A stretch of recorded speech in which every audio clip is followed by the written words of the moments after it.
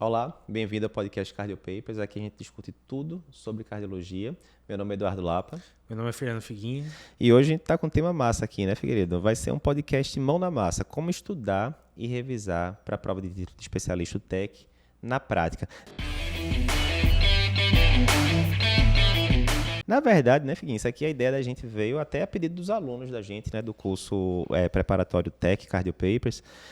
Porque o pessoal, não, Eduardo, eu queria saber como é que vocês fazem a natação na prática, como é que vocês estudam na prática. E a gente falou, olha, não vamos fazer só para os alunos não, né? Vamos disponibilizar para todo mundo. Mesmo quem não é aluno da gente, pode se beneficiar aqui do método que a gente vai falar hoje. Então, vê, Figueiredo, quando a gente vai para qualquer concurso, qualquer coisa que a gente tem que estudar um volume muito grande de material, fica sempre a dúvida, qual é o melhor jeito de otimizar aquele estudo, de eu não perder tempo com coisas desnecessárias, porque no final das contas você quer otimizar o seu tempo para acertar mais questão, né? Sim. Quanto mais questão você conseguir acertar em menos tempo de estudo, ótimo, você cumpriu o seu objetivo, né? Então, o primeiro ponto que a gente vai discutir hoje aqui é o seguinte, Figueiredo. Para você estudar para o TEC, a gente recomenda a pessoa usar uma única fonte, né?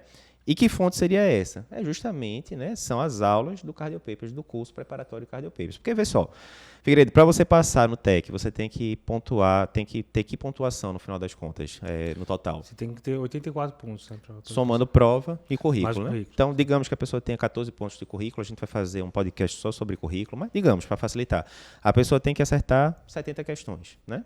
É isso. Acertou as 70 questões, somou com o currículo, você passou. Acertou 69 a menos, você não passou. Então, o objetivo do estudo, acertar a questão. Ok.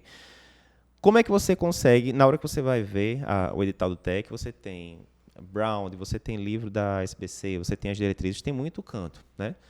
Então, assim, o que é que você prefere? Você prefere ler o Brown de todo, só isso daí você ia gastar, eu acho que umas 500 horas. Ler todas as diretrizes, você vai gastar mais algumas centenas de horas. Ler o livro todo da SBC, vamos botar mais 100 horas. Você prefere gastar 1.500 horas estudando?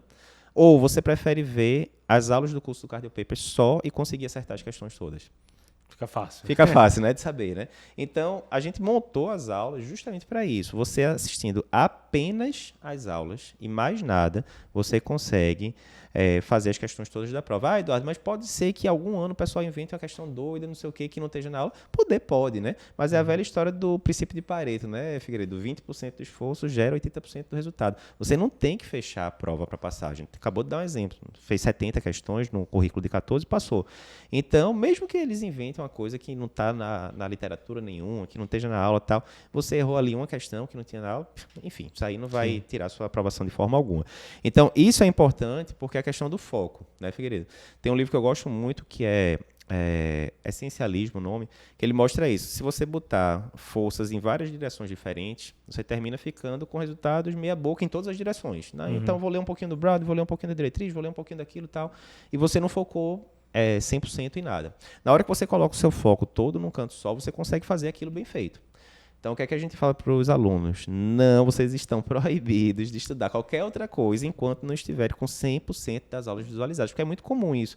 A pessoa quer passar na prova, a prioridade daquele ano é passar na prova. Aí a pessoa fala, opa, tá tendo aqui o Congresso Europeu de Cardiologia, vou parar tudo aqui para ver a cobertura do Congresso Europeu. E aí, acontece o quê, Figueiredo? Então, daí você perde o foco, você atrasa no conteúdo. Você pode até ver o Congresso, se você tiver 100% com as aulas feitas do curso.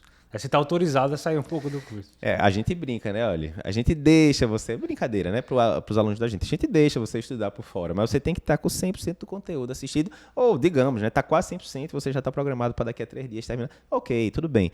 Mas não vai ficar lendo. Até diretriz, que a gente adora diretriz aqui, né, Figueiredo? Saiu a diretriz nova, a gente já resumiu ali no dia seguinte. Mas... para que você vai ficar lendo a diretriz se você ainda não viu a aula da gente sobre a diretriz? E a aula da gente vai resumir, né, de forma bem mais... A gente já gastou horas e horas para tirar ali, né, o que é mais importante da diretriz para você. Então, vai ver a aula antes, depois vai ler a diretriz, né?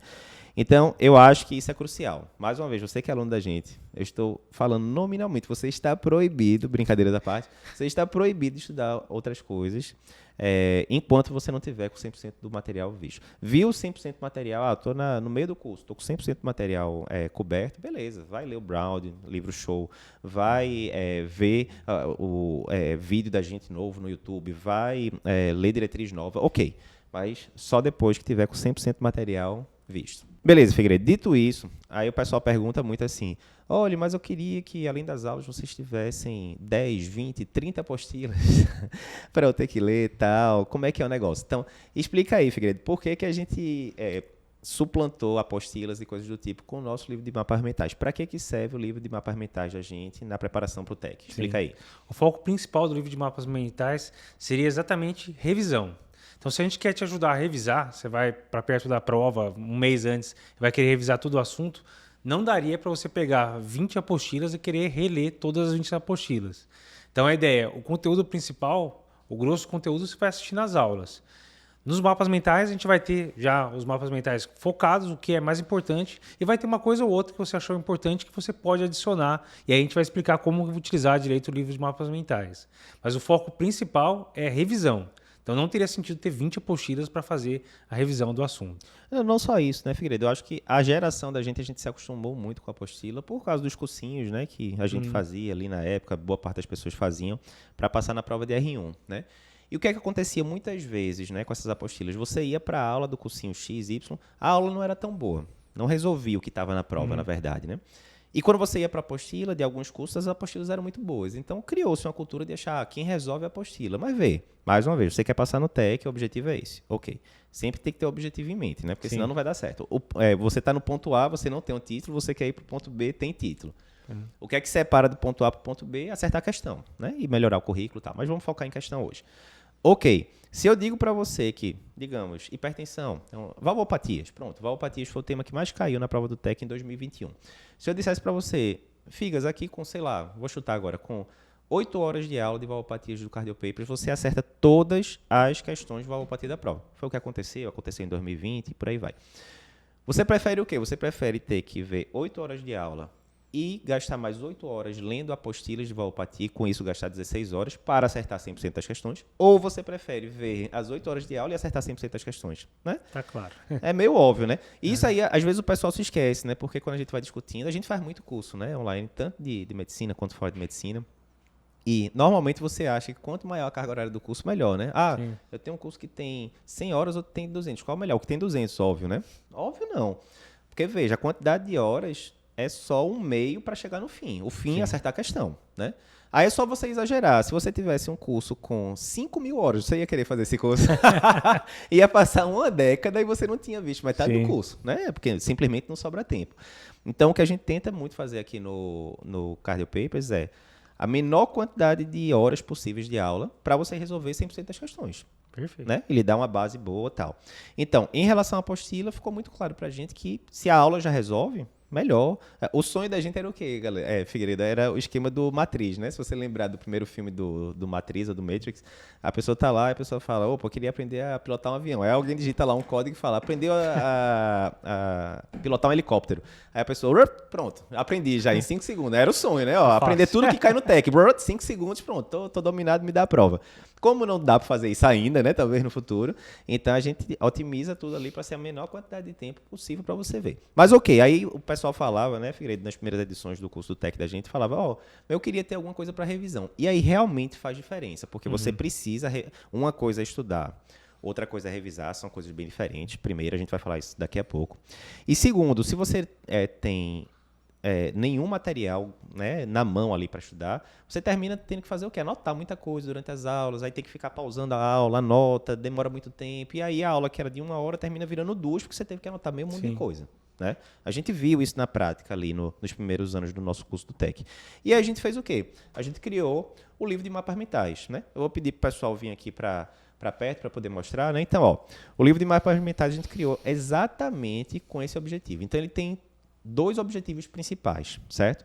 Qual o primeiro objetivo? Você dá uma olhada rápida no assunto, sem ter que decorar nada por enquanto, só saber o que é que existe. Então, sei lá, você vai aqui, ó, eu deixei aqui a caneta separada em coronariopatia crônica, né? Que a gente tem 3 semanas de aula só sobre isso, certo?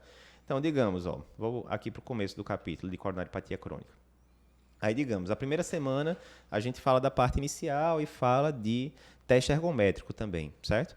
Então, sei lá, você pode dar uma olhada lá, ó, vamos ver o que é que o pessoal vai falar. Obviamente, todo mundo tem ideia já do assunto, né? Tá, vai prestar a prova de título e tal, e vai vendo, ó, beleza, aqui falou sobre mecanismos de angina, o que é que pode determinar a angina, a balança, né, oferta, demanda, aquela coisa toda, fatores precipitantes para a angina, você vai dando uma olhada geral para ver o que é que tem aqui. No momento que a gente estiver mostrando a aula lá, começou a aula, o que é que a gente recomenda? Ó, você vai ver a aula com o livro aberto. Tá aqui o livro aberto. Aí eu comecei a falar, sou eu que dou essa parte aqui do curso, a gente começou a falar lá e, sei lá, segundo, terceiro slide eu mostro exatamente esse esquema aqui, né? Para quem está escutando no podcast não vai ver, mas eu estou mostrando aqui o nosso livro de mapas mentais. Então, a gente mostra exatamente esse esquema aqui lá no slide. Pô, se eu sei que está no meu livro de mapas mentais, eu vou gastar tempo reproduzindo isso? Lógico que não, está aqui escrito já, né? Está aqui escrito. Aí, mesma coisa, depois eu vou lá e falo sobre a clássica, né, balança, né, entre demanda e oferta de oxigênio. Essa balança aqui, quando é desequilibrada, o paciente pode ter isquemia miocárdica, que por sua vez pode induzir angina. Mais uma vez, está tudo anotado aqui. A pessoa vai gastar tempo anotando? Não vai. Então, ela está acompanhando a aula e vendo aqui. Ok, mas tudo que tem na aula está no livro? Óbvio que não, né? Porque senão era transcrição, não era um resumo. O objetivo daqui, a gente, no livro de mapas mentais, é colocar justamente muitas coisas gráficas, né? Como você consegue ver aqui, né? Os mapas mentais, os fluxogramas, as tabelas principais sobre o assunto, né? Com pouquíssimas informações escritas, que são as mais importantes. E você vai usar isso aqui para revisar. E, mais uma vez, né? Se você tivesse que anotar num caderno, alguma coisa, um fluxograma desse aqui, você ia perder um tempo danado. Então, a gente reproduz aqui e pronto. Isso quer dizer, Eduardo, que eu não tenho que fazer nenhuma anotação adicional? Não. Eu acho interessante fazer anotação. Você gosta de estudar fazendo anotação, Figueiredo? Não. Eu gosto. Normalmente eu sempre gostei. Antigamente eu grifava. Qual era o problema? Na hora que eu ia usar a grifa, era daqueles que grifavam 80% do livro. Acabava o grifador no instante e terminava que eu grifava mais do que não grifava, então não ajudava muita coisa. Com o tempo eu fui aprendendo a ser mais sucinto. Então, o que é que eu gosto de fazer? E aí eu gosto de fazer de próprio punho mesmo. Eu não faço nem no computador. Tem estudo mostrando. Quando você escreve com a mão, você está ativando mais sinapses do que quando você está digitando no computador, no celular, enfim. Então, o que é que eu gosto de fazer? Aqui, para quem é aluno da gente que gosta de saber os detalhes, ó, eu uso geralmente, mostra aqui, Edu, eu gosto de usar essa caneta aqui, ó, vou pedir para Pilot patrocinar a gente. Eu uso essa caneta aqui, BP1, que é super boa, escrita azul, porque quando é caneta preta eu descobri que termina se misturando com as cores do livro, né, que a fonte é preta e não dá tanto destaque. E o que é que eu vou fazendo? Eu vou colocando nos livros o que eu acho que chamou muita atenção, tal, né? Então eu tenho um código, e aí eu vou riscar, sim, importante isso aqui, né? Para quem tem problema em riscar o livro, eu vou até aqui, ó, fazer agora. Ó, risque o livro. A minha letra não é bonita não, vocês sabem. Podem riscar o livro. Deixa eu focar aqui na câmera um pouquinho, porque isso aqui eu vou lembrar da história de Claudina, que era aluna da gente. É aluna da gente, Figueiredo. Claudina é o seguinte, a gente falava lá no nosso grupo da mentoria, lá para os alunos, no grupo exclusivo, a gente falava, olha, risquem bastante o livro, um livro bom é aquele livro riscado. E aí tinha gente que dizia, não vou riscar o livro. Você lembra dessa história de Claudina? Lembro, claro. E aí, não vou riscar o livro, mas qual é o problema de riscar o livro? Você lembra qual foi a explicação que ela deu na época da mãe dela, que era professora? Não, minha mãe era professora e minha mãe disse que livro não se riscava, né? Até porque eu acho que antigamente tinha aquele hábito de o livro de um irmão passar para o outro, né? Isso aí, se você riscava todo, né? Eu recebi livro riscado do meu irmão. Complicava o meio de campo, a mãe tinha que ficar apagando o que o outro tinha escrito, aquela confusão, né? Mas veja, a gente exorcizou isso de Claudina. Eu falei, Claudina, você está livre a partir de hoje. Você não vai passar esse livro para ninguém, esse livro é seu. Porque qual é a grande questão? Na hora que você está rabiscando o livro, primeiro, né, você se força a estar mais concentrado na aula. Né? Sim. Eduardo falou alguma coisa que eu achei importante e não está aqui no livro de mapas mentais, né? Não é uma transcrição da aula. Então, você pode fazer o quê? Você pode anotar, sei lá, estou falando aqui sobre responsáveis pelo aumento do consumo de oxigênio miocárdico, frequência cardíaca, quanto maior o consumo, pressão sistólica, quanto maior o consumo. Então, digamos que fosse isso, certo? Então, posso botar, ó, quanto maior a frequência cardíaca, vai aqui e bota uma seta. Eu sei que tem gente que não gosta da minha seta, que diz que é feia. Essa seta é bonita. Essa aqui tá top, né? Não? Então, ó, digamos que seja isso, ó, aumentou, pior, digamos que fosse esse o raciocínio. Na hora que você anotou isso, você fez uma anotação rápida, breve, e que até isso lhe mantém mais conectado na aula, né? Sim. Porque, vê só, Figueiredo, quais são os dois principais problemas para a pessoa estudar né, online? Dois principais. O primeiro, a pessoa consumir o conteúdo, né? A gente sabe que o povo gosta de enrolar, opa, não, faz que nem academia, né? Eu vou, tal, primeira semana vai, depois não vai mais. Então, esse é o primeiro problema.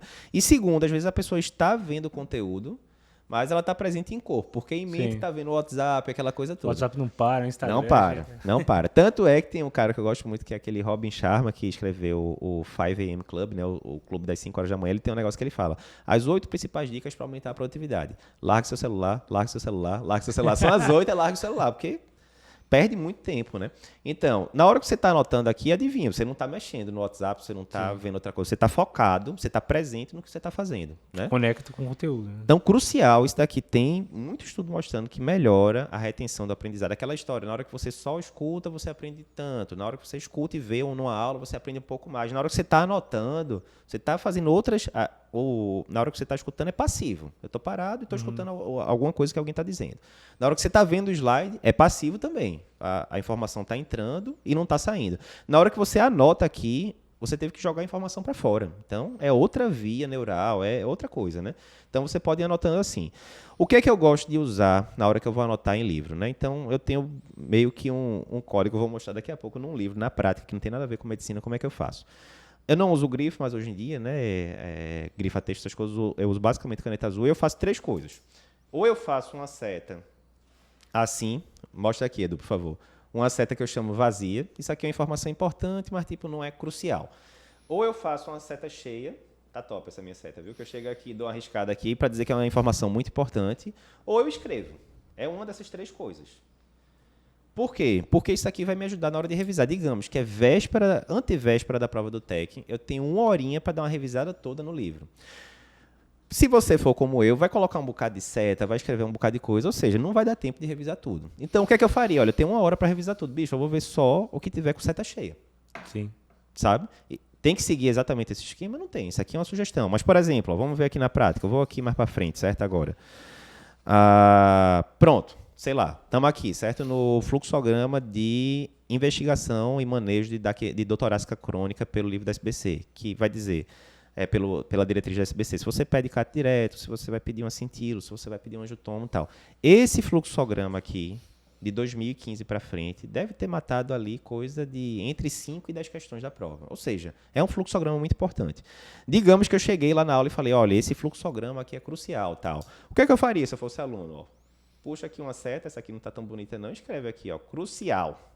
Aquele exagero, né? Bota uma exclamação aqui e tal, não sei o quê. Porque, vê, se você está com pressa ali na véspera da prova, e você sabe que você tem nessa página aqui 2 mapas mentais, esse aqui de baixo não seria tão relevante, esse aqui é crucial, pô, vou ver esse aqui que é crucial. Né? O objetivo da informação, de anotar, no final das contas, são esses. É você se manter mais atento à aula, você criar um mecanismo de output, ou seja, você está fazendo aprendizado ativo, né, em vez de passivo, e você tem uma estratégia ali para revisar quando estiver no meio de campo, certo? Eu vou pegar aqui, Figueiredo, só a título de informação. Mostra aqui, Edu, por favor. Esse livro aqui é um livro sobre vida, na verdade, né? Ray Dalio, que é um investidor bem conhecido lá americano, ele tem esse livro Princípios, que é top, e ele fala sobre vários, tantos princípios de vida quanto de negócios, né?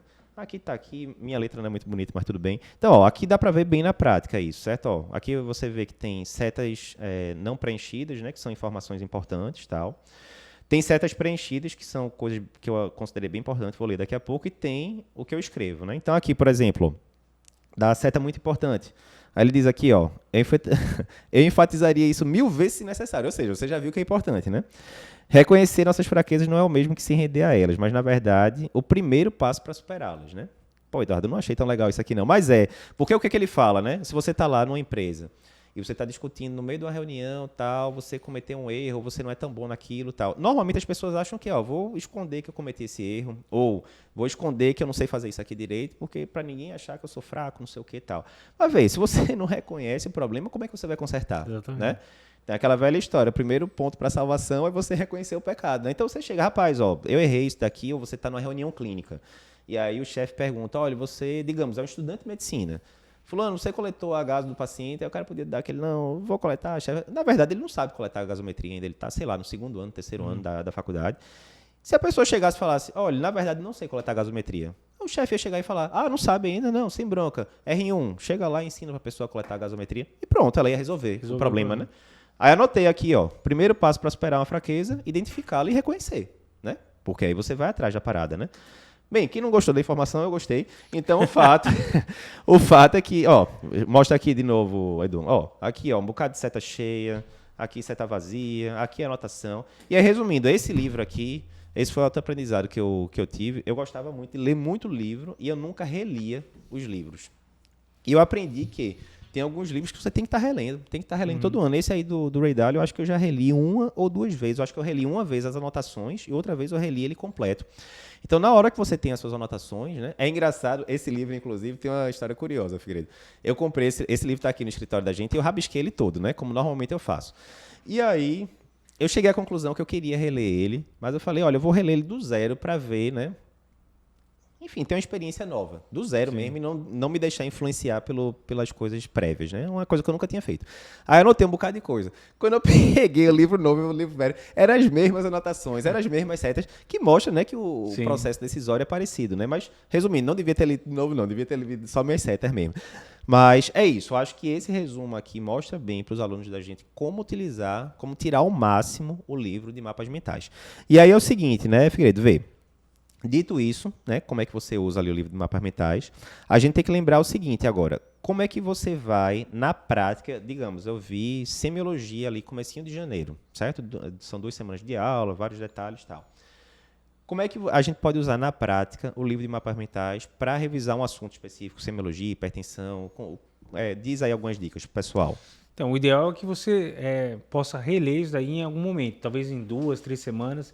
Então, depois de algum tempo, a ideia é que você já não vai estar com tudo fresco na cabeça. Se você acessar de novo aquela informação, você vai relembrar e vai gravar melhor. Então, o ideal é que várias vezes, na verdade, você fizesse isso. Então, uma das estratégias seria, após algum tempo, a gente não sabe certo qual seria o melhor tempo, mas rever essas informações para tentar relembrar e gravar bem na cabeça. Exatamente. Exemplo, né, Figueiredo? Por exemplo, nesse caso de semiologia, você viu lá semiologia as 2 primeiras semanas de janeiro, digamos.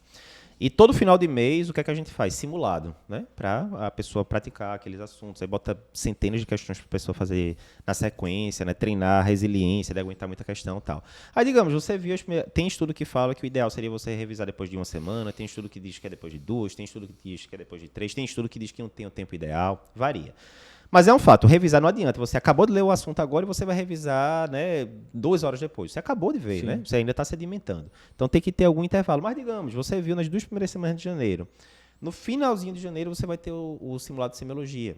Pode ser que seja uma hora de você dar uma revisada rápida.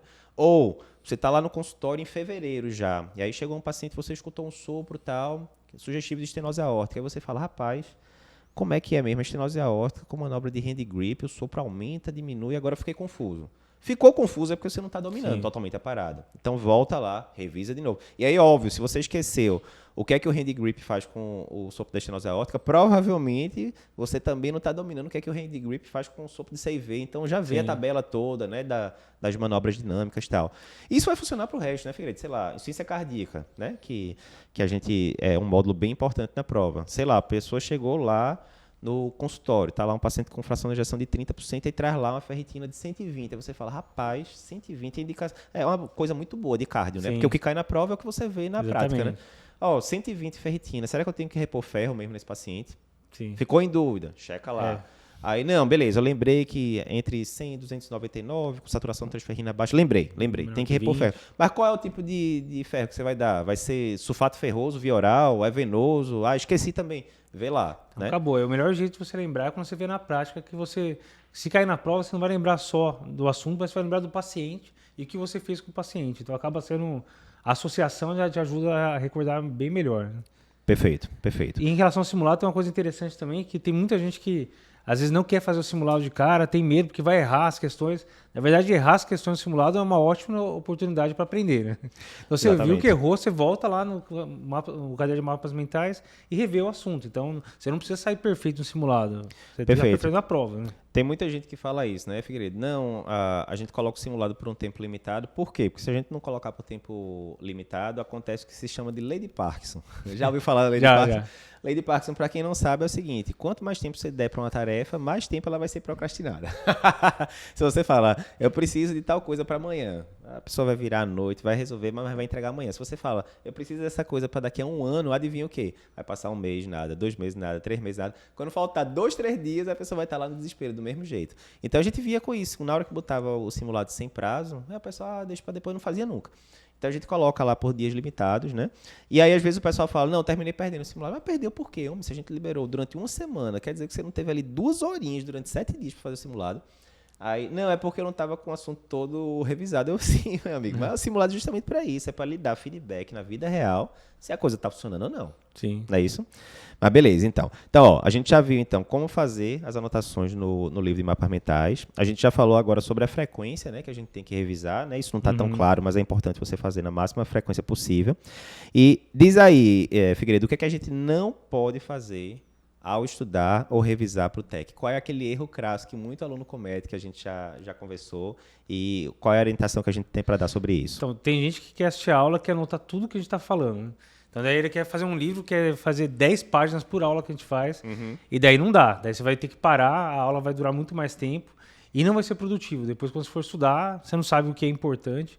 Então, o livro de mapas mentais vem exatamente para isso. As informações mais importantes já estão lá nos mapas mentais. Você vai poder adicionar, colocar os insights, né, da aula, coisa importante. Mas não há necessidade de você anotar tudo ipsis-literis, tudo que o Dr. Eduardo falar tem que estar anotado no caderno. Não há necessidade, que vai ser contraproducente.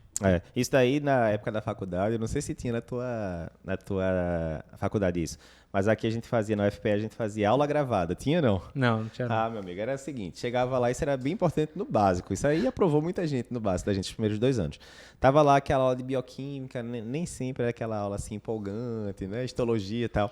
Aí o pessoal botava um gravadorzinho, né, analógico, né, na época não tinha esses celulares modernos, tô ficando velho, botava lá o gravadorzinho perto do professor e gravava a aula toda. E aí eram 70 pessoas na turma, aí ia fazendo rodízio, a pessoa tinha que transcrever, aí sim, era transcrição. Então, minha gente, o que é que vocês acham disso? Isso aqui era transcrição, né? Hoje em dia, né, você ia jogar no Google da vida, Google Translate, sei lá, e já ia fazer esse serviço todo.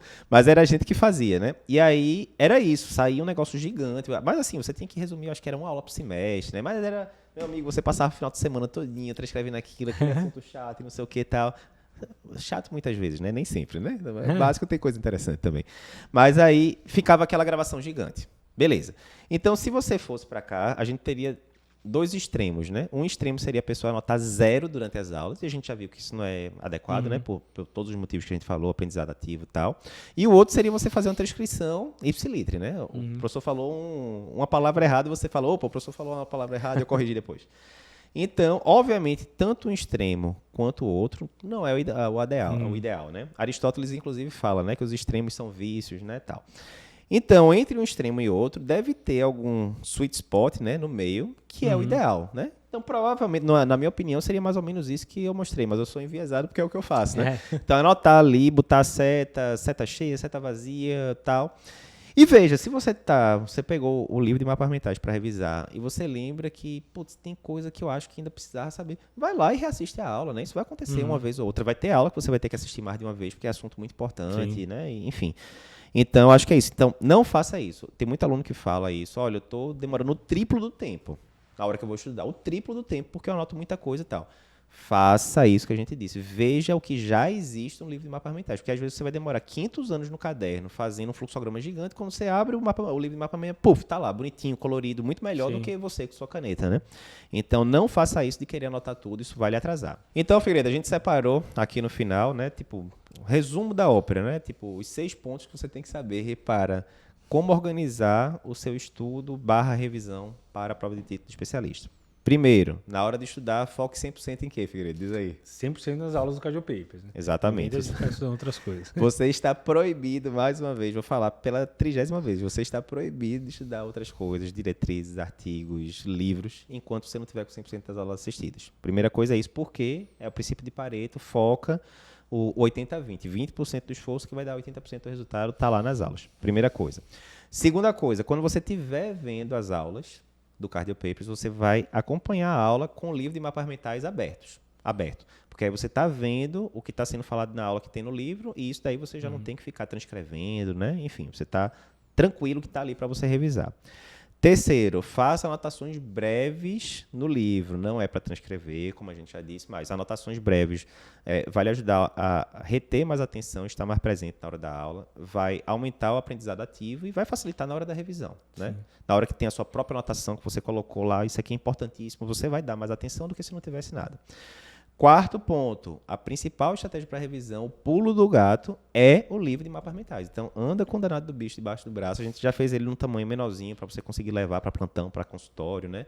Faltou um paciente no consultório, abre lá, começa a revisar um tema que você viu 2, 3 meses atrás, faz isso.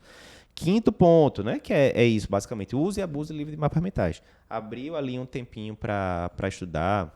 A gente se fala tirando na fila do banco, né? Ninguém vai mais pra fila do banco hoje em dia, né, Figueiredo? Porque antigamente era assim, tá na fila do banco e tal. Velho, né? Hoje em dia estamos ficando velho.